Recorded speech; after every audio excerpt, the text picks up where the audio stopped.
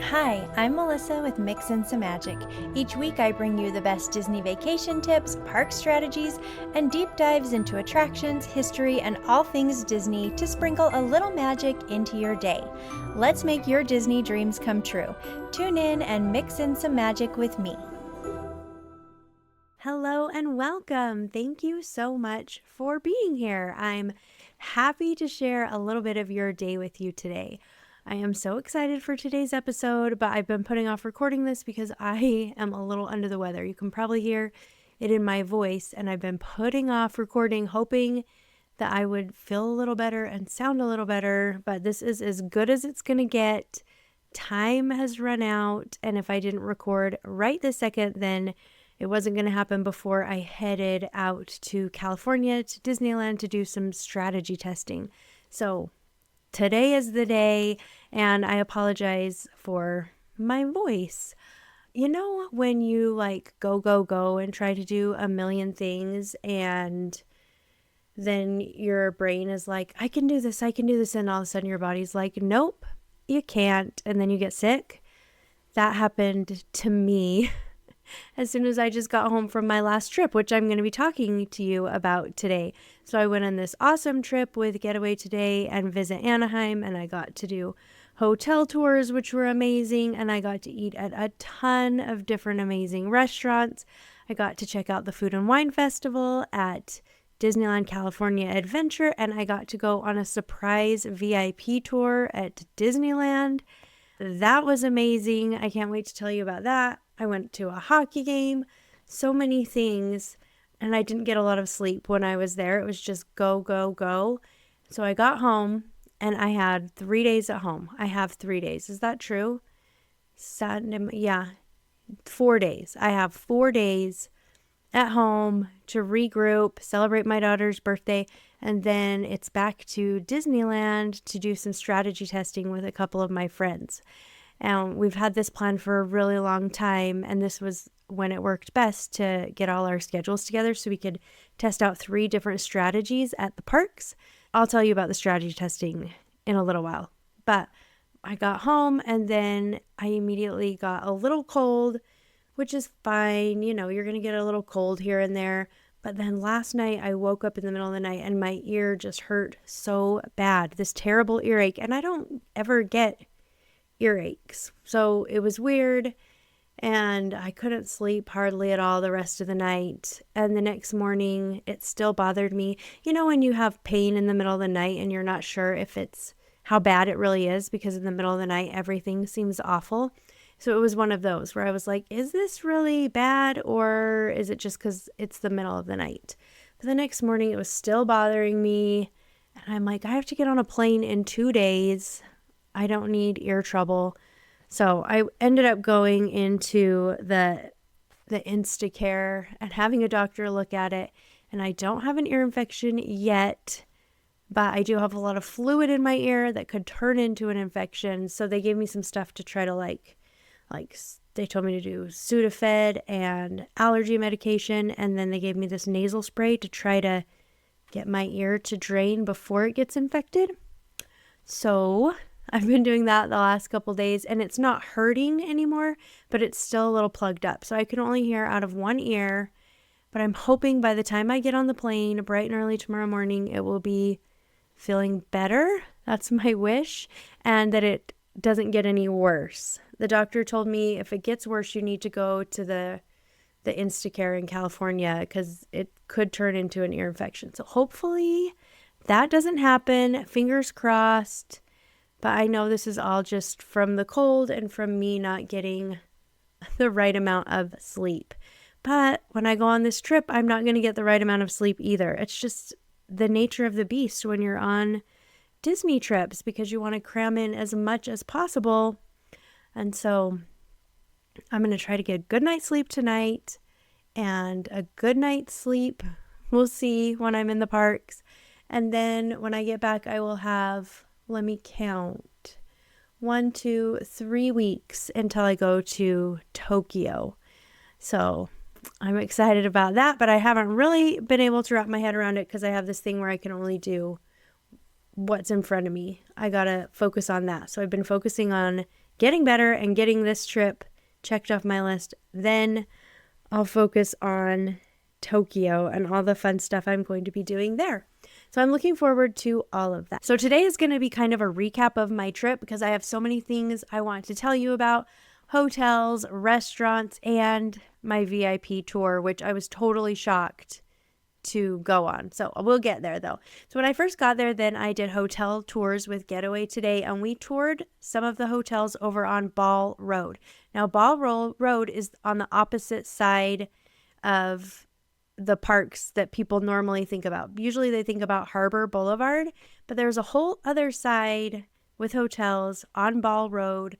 And these hotels are kind of like hidden gems because, I mean, to be honest with you, I had forgotten about all of them, and we toured 5 of them. And they are really great properties. They're a little bit farther from the parks, but the art shuttle picks up right nearby, or a lot of them are within walking distance, but it may be 15-20 minutes. But they are really nice, and they are really well priced, which is the very best part. So I'm going to put a link down in the show description all about the Ball Road hotels that I was able to tour. And I want you to go and click on it, check it out when you're looking for a hotel for your next visit, because there's some really great amenities at these properties. They're really beautiful, and they are more affordable than a lot of the hotels right near Disneyland. So they might be perfect for your next trip. So I did hotel tours. That was amazing. Literally minutes after hotel tours ended, then I started my Visit Anaheim trip that was with Getaway Today and Visit Anaheim. And we started off by going to a place called Kareem's in Little Arabia. So there's a section in Anaheim called Little Arabia, and they've got some shops and restaurants. And Kareem's is kind of like Mediterranean food with a modern twist. And I have never really had Mediterranean food before, so I wasn't sure what to expect, but it was so good. It was delicious. I tried falafels for the first time and a bunch of other stuff that I could not even pronounce if I wanted to, but it was so yummy. I loved all of it, and it was all so flavorful, but still kind of light tasting. Like, it wasn't a big heavy meal, even though we were all very full when we left. It didn't just sit like a rock in your gut. It was light and refreshing. So I loved that. Kareem's was a great choice. Next up, it was time for some dessert. So we headed to La Mirage Pastry, which was amazing. Again, I wasn't sure what to think of this because they kind of blended European pastries with Arabian sweets, but it was so good. They had this homemade pistachio ice cream that had this super unique texture. I loved it. And then they had, of course, a bunch of European pastries, and they also had baklava and things like that. But then they had this dessert that was so good. I can't remember what it was called, but it was strawberries in a cup, and then they covered it with this amazingly thick, warm chocolate, and then sprinkled the top with some crushed pistachios, and it was so good. It's just like a chocolate-covered strawberry, but the best chocolate-covered strawberry you've ever had, and so convenient to eat it in a cup because the chocolate wasn't hard. It was very warm and melty, so you needed a spoon to eat it, but it was so good. And one of the women in our group, she said her favorite dessert in the whole world is chocolate-covered strawberries, and this was by far the best she'd ever had. So that was amazing. You should definitely check that out. You guys, we ate so much. I have not ever been that full, and we just didn't even have a chance to get hungry again before we were eating. And then when I got home, every 20 minutes, I was like, I should probably eat something, right? It's been 20 minutes. Aren't I supposed to eat every 20 minutes? Anyway, after that, we actually headed back to our hotel and got changed and dropped some of our stuff off. I was staying at Element again, which I had just stayed at a few days before, but I love Element. It's so nice because it's right near the parks. They have a free hot breakfast, and they're just a really great property. It's newer. It feels very modern, very clean. It's just gorgeous. So we dropped off at Element and took our bags up to our room and got changed real quick because we were going, after we had a little snack, we were going to the Ducks game at the Honda Center. But first, we went to the Fifth, which is a rooftop bar on top of the Grand Legacy right there on Harbor Boulevard across from Disneyland. So up on this rooftop bar, you can get drinks, of course, but then you can get little kind of snacks and appetizer type things. So we got a bunch of them to try. They were all so good, but by far the standout and maybe one of my favorite things I ate on the whole trip, it's going to sound so surprising and I was blown away by it, but it was the pretzel bites with the cheese. I know, right? Like they have those everywhere. They all taste good, but never anything that you're like, wow, that blew me away. But these pretzel bites blew me away. They were so good. There was something different about them. They were like a little bit crispy on the outside, but so buttery. And then the cheese was amazing. And we were all raving about these pretzel bites. That's the one thing that I've been thinking about the most since my trip. And I even had someone on the trip say, you need to recreate this. We need a copycat recipe we can make at home. So I'm going to try to do it, see if I can recreate it, but they were amazing. After that, we headed to the Ducks game, and I have never been to a hockey game. My only experience with hockey is watching the Mighty Ducks movies when I was a kid. And we had jerseys, the Anaheim Ducks jerseys, and I totally looked like I was this huge hockey fan, but I have no idea what's going on. But I really enjoyed the game. I thought it was way more fun than a baseball game. There was just so much energy in the crowd. All the people were so excited. There was a lot of action going on the ice. It was fun to watch them skate around and run each other into the walls, things like that. It was really fun. I enjoyed it. While we were there, then we ate again, of course, and we went to Brewery X Beer Garden. I probably said that wrong, but that's how I said it. And there they had a ton of different things to choose from. I got a Hawaiian pizza and it was really yummy. I guess one of the things that they're well known for are their pizzas. The pizza was delicious. I got Hawaiian, like I said, but this was different than any Hawaiian pizza I've ever had because the pineapple was kind of like, it's like they put it, maybe soaked it in some kind of spice mixture. It tasted like cinnamon, nutmeg, and ginger to me. So the pineapple was kind of spiced. It was like a spiced pineapple. And I'd never had a Hawaiian pizza that was like that before, and it was really good. Well, after the game, then we needed dessert, of course, because we were starving. Not really, but we headed to a place that I have been hearing a ton about, and I was so excited to try.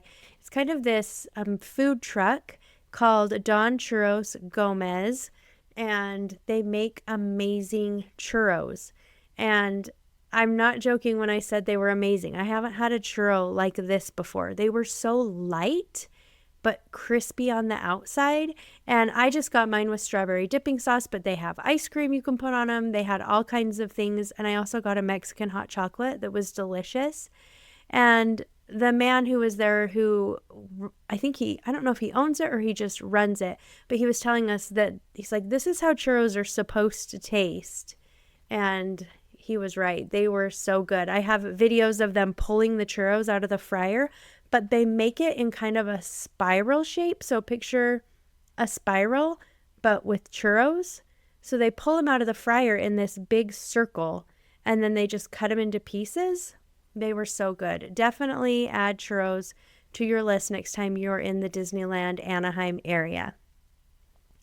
Well, then it was time to go to bed, and I was so thankful because I was so tired and so full. And the next day we were going to be heading to Disneyland and California Adventure Park to be covering the Food and Wine Festival, which was kicking off that day. And I just thought, I don't know how I'm going to eat anything tomorrow because I'm so full. But right before we headed up to our hotel, then we were told that we were actually going to be doing a VIP tour at Disneyland that next day.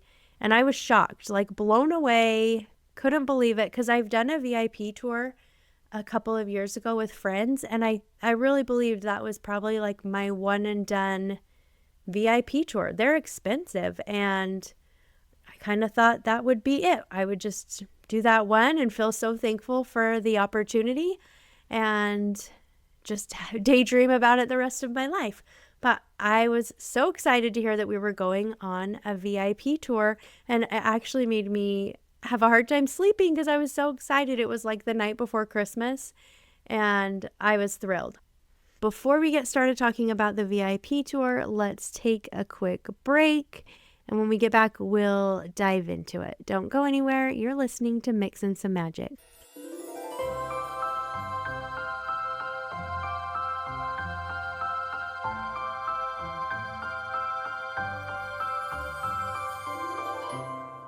Heading to Disneyland with little ones? Make your trip easier with OC Baby Gear. You can rent a premium stroller for your park days, and it's cheaper than renting it directly from Disneyland. Plus, it's way more comfortable for your kiddos than those awful plastic rentals. OC Baby Gear delivers top quality strollers, cribs, car seats, and more right to your hotel or vacation rental, so you can skip the hassle of packing bulky equipment. Click the link in the show description to reserve your baby gear today and to make your trip to Disneyland a breeze. Love audiobooks? Audible makes it easy to enjoy bestsellers, podcasts, and exclusive originals anytime, anywhere. Whether you're multitasking like I do, commuting, or just unwinding, you can dive into your favorite stories with the tap of a button. Plus, as a listener, you'll get a free audiobook when you sign up for a trial, yours to keep even if you cancel. Click the affiliate link in the show description to start your free trial and explore Audible's massive library today.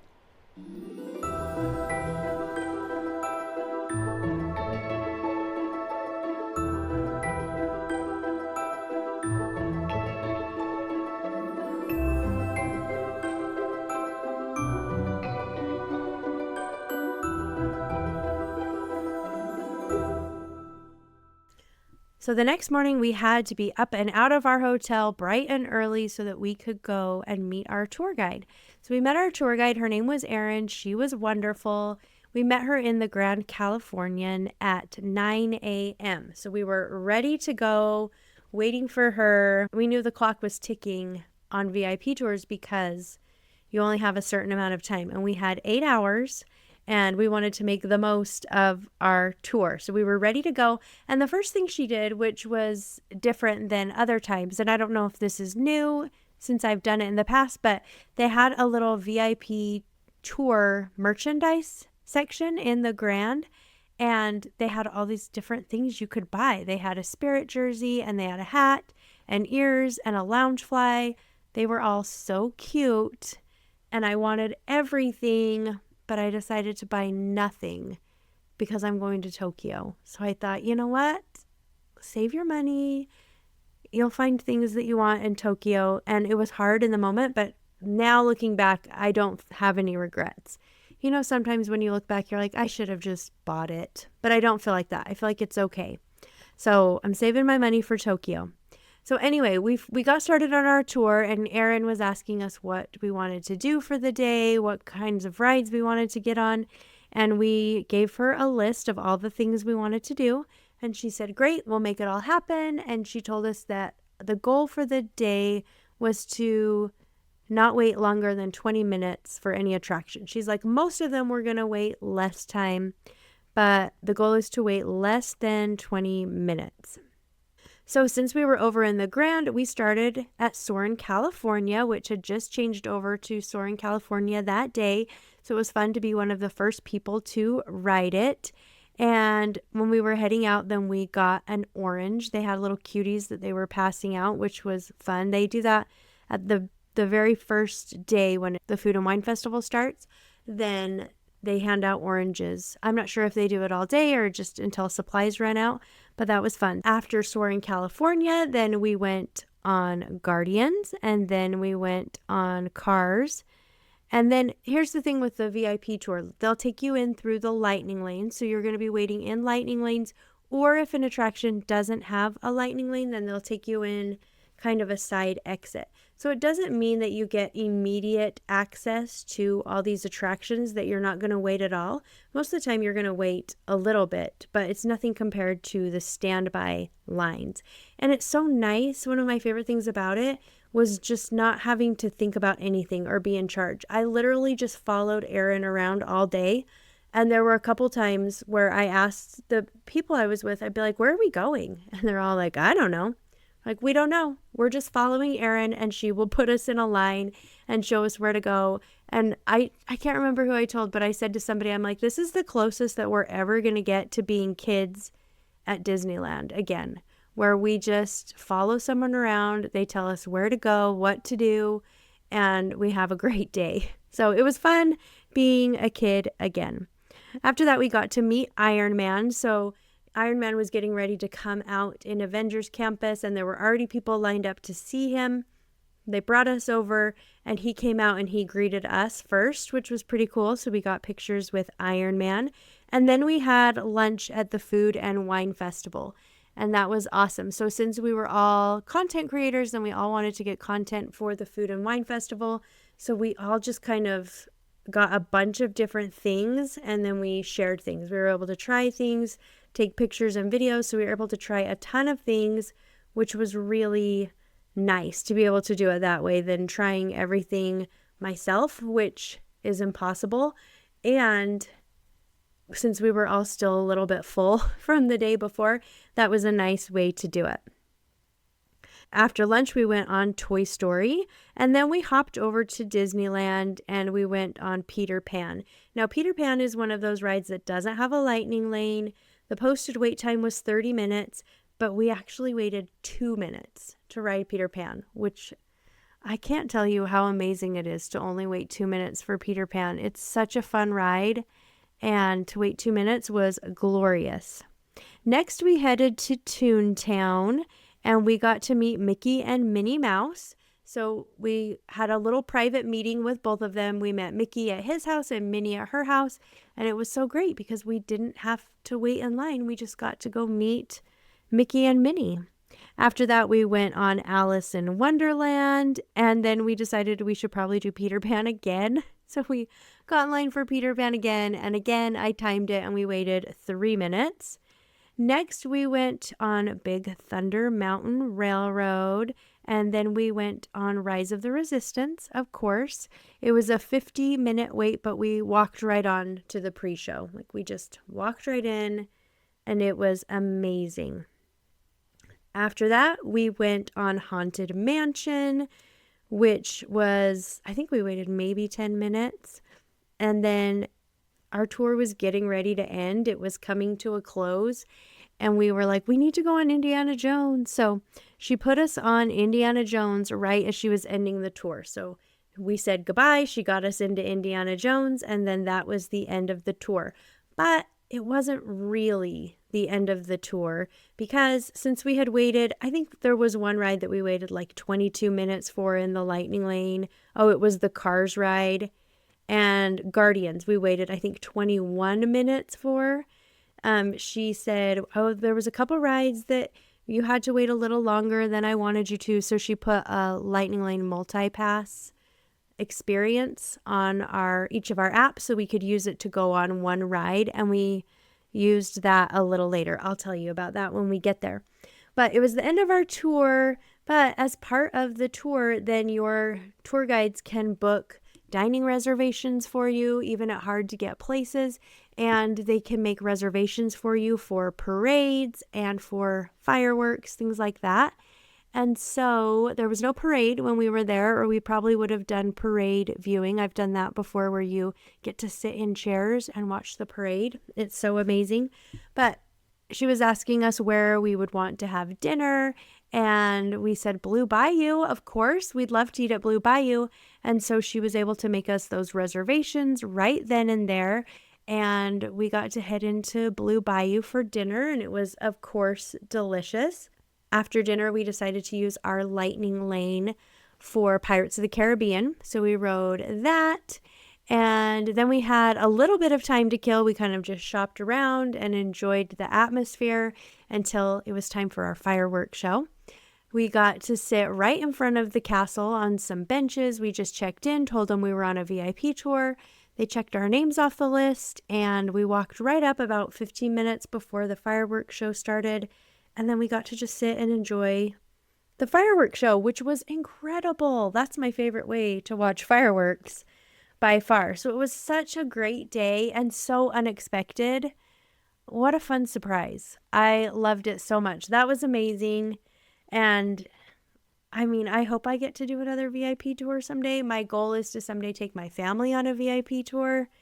We'll see, but it was amazing. The trip wasn't over quite yet, though, because we still had the first half of Saturday before I had to fly home. And we started with breakfast at a place called Lola's MFK.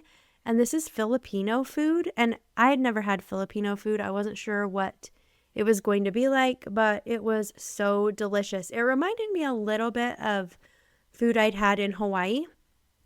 It was so great, though. They had all these amazing dishes that they spread out for us. One of my favorite things was their French toast, but they also had these ube pancakes that were just pancakes, but they were Filipino pancakes, so they had a little bit more bounce to them. They were kind of a little more spongy. I tried 3 of them. There was one that had a Nutella sauce on it, one that had an avocado sauce on it that was really yummy, and then there was one with a purple ube sauce, and I loved the ube. The ube one was my very favorite. That was so good. After that, we went over to a factory that makes coffee. It's called Alverick, Owlverick. And they did like a little coffee making demonstration and showed us how they brewed their coffee right there in Anaheim. They'd been doing it for a really long time, since the 90s, I think. And then they distribute their coffee to different places around Anaheim. So that was really cool. Next, we had lunch over at Steelcraft in Garden Grove.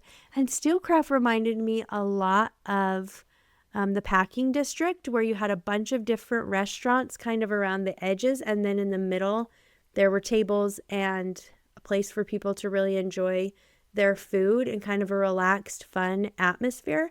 So this was a lot like the packing house, but had a kind of a totally different vibe and different food, of course. We tried stuff from 3 places. One was Barrio, which had these meat skewers that were so delicious. We tried tacos from La Taqueria. Those were also amazing. And then we tried some food from Oniguru, which they had these sushi tacos. So cool to see these sushi tacos. It's such a cool play on sushi. So that was really fun, and I was so full. I thought I'd never eat again, but here I am eating again. It was such a great trip, though. Really, I had an amazing time. And now I'm just trying to get myself together. After I finish recording this, I gotta get packing for my trip, and my goal of all goals is to get a good night's sleep before I have to be up at 5 a.m. to leave for the airport. Now, before I end this episode, I want to tell you a little bit about the strategy testing that I will be doing over at the Disneyland Resort this weekend. This episode will come out on Friday, and when it does, I will be at Disneyland testing out park strategies. I'm going to document everything. I'm not sure if I'll do a podcast episode about it, but I'm definitely going to have a YouTube video about it, and I'm definitely going to be posting a lot on my stories for Instagram. So if you're interested in following along over there, then I'll put a link down in the show description. But I am going with 3 friends, my friend Ashley and my friend Chantel. Well, me, I'm the 3rd friend. And we are all trying different strategies on the same day just to see how our days play out. So I am going to be using the standby lines. I'm not going to be using Lightning Lane Multipass. I'm not going to be purchasing individual Lightning Lanes. I am just going to use the standby line. Now, between the 3 of us, we've had some talk about whether or not I should be able to use the single rider line, because the idea is that I would do the free version. Like, if somebody didn't want to pay extra money to go to Disneyland, then here's what your day might look like if you're just using standby lines on a fairly busy day in March. But the debate comes in because using the single rider line is free and anybody can do it, but not really, because you have to have kids that are over the age of 7 and 7 or older, I should say, and they have to be willing to ride in the single rider line. And a lot of kids just don't like it. They don't want to do single rider. And a lot of families have kids that are too young to use single rider. So there's a lot of families who can't take advantage of the single rider line, but there are also a lot of families and individuals who can and do want to know about the single rider line. So we kind of settled on a middle ground where I think it's going to be that I can use the single rider line 3 times during the day for whatever attractions I choose to use it for. Now, I will be rope dropping. I'm planning on staying until the park closes as long as I still feel good. I'm not going to stick around if I feel terrible, but I'm feeling good right now. I think I'm on the mend, so I should be good to go. Now, my friend Ashley, no, let's start with Chantel first. My friend Chantel, she is going to be using Lightning Lane MultiPass.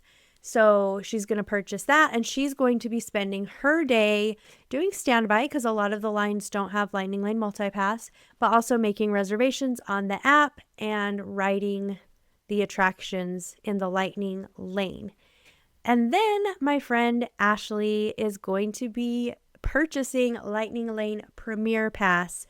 If you remember, that's the super expensive new Lightning Lane pass that will get you on all the Lightning Lane attractions without making a reservation. And it's expensive. It's between $300 and $400 per person per day. It's a lot of money, but it does save you a ton of time. It's almost like having a VIP tour without the VIP tour guide, kind of. So she's going to spend her day using that. And then she will use the standby line because there's rides like Peter Pan and Alice in Wonderland and Jungle Cruise, things like that don't have a Lightning Lane. And the Premier Pass is just good for Lightning Lane attractions. So we're not doing a challenge. We're not trying to like outdo each other and see who can do the most rides. It's more like we want to show what your day might look like depending on which option you're using. So we're going to go at a normal pace. We're going to stop and eat meals. And I think we'll probably do all of our meals together and sit down and kind of compare notes, see how the day's going, things like that. But our plan is that all 3 of us are going to have a great day because no matter what you do, you're going to have a great day at Disneyland, especially with a little preparation. But it'll just be interesting to see. We know that Ashley's going to be able to get a ton done using the Premier Pass, but how much more is Chantel going to be able to do using the Lightning Lane than me, who's just doing standby? It'll just be super interesting, and I'm excited to try it out. We're all going to rope drop, and we'll probably start off the day together. There's probably a few things that I want to check off my list. They want to check off their lists. We'll just see how the day goes, but I'm excited. I'm going to try to stay till close. I don't know what time the close is though, so we'll see. I'm playing it by ear, but I really am looking forward to it. I just got to get a little bit healthier so I can give it my all, but super looking forward to it. All right. You guys are the best. Thank you so much for being here. Thank you so much for listening and all of your support. I appreciate you. If you are interested in becoming a Patreon member, I would love that. Patreon members get weekly episodes, and the episodes are always ad-free, plus things like giveaways, magic mail, other things like that. So I'm going to put a link down in the show description if you want to check out becoming a Patreon member. That would be amazing. All right, I will be back next week for Patreon members. For everyone else, I will be back in 2 weeks. Thanks so much for listening. We'll talk soon.